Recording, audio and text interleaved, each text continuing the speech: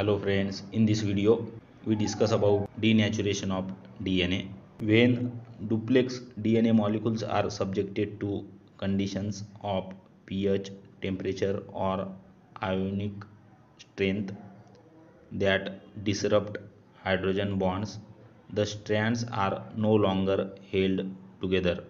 That is, the double helix is denatured and the strands separate as individual random single stranded coils. If temperature is the denaturing agent, the double helix is said to melt. DNA denaturation can be monitored by spectrophotometer because the relative absorbance of the DNA solution at 260 nanometer increases as much as 40% as the bases unstack. This absorbance increases or hyperchromic shift is due to the fact that the aromatic bases in the DNA interact.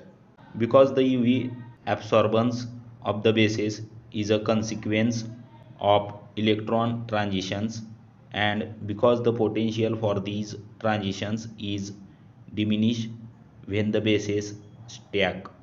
The bases in duplex DNA absorb less 260 nanometer radiation than expected for their numbers.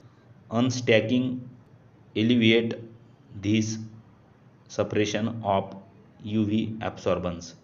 The rise in absorbance coincides with the strand separation and midpoint of the absorbance increase is the melting temperature, that is Tm. DNA differ in their melting temperature values because they differ in their G plus C content.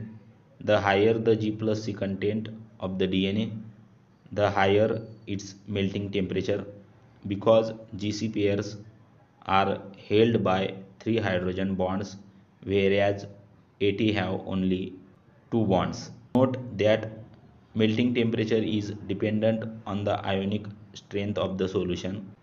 The lower the ionic strength, the lower the melting temperature. At pH values greater than 10, extensive deprotonation of bases occurs, destroying their hydrogen bonding potential and denaturing the DNA duplex.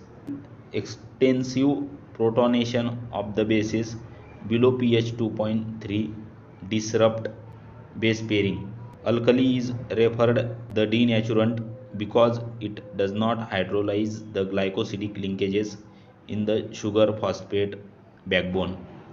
Small solute that readily form hydrogen bonds are also DNA denaturant at temperatures below melting temperature if present in high concentration to compete effectively with the hydrogen bonding between the base pairs.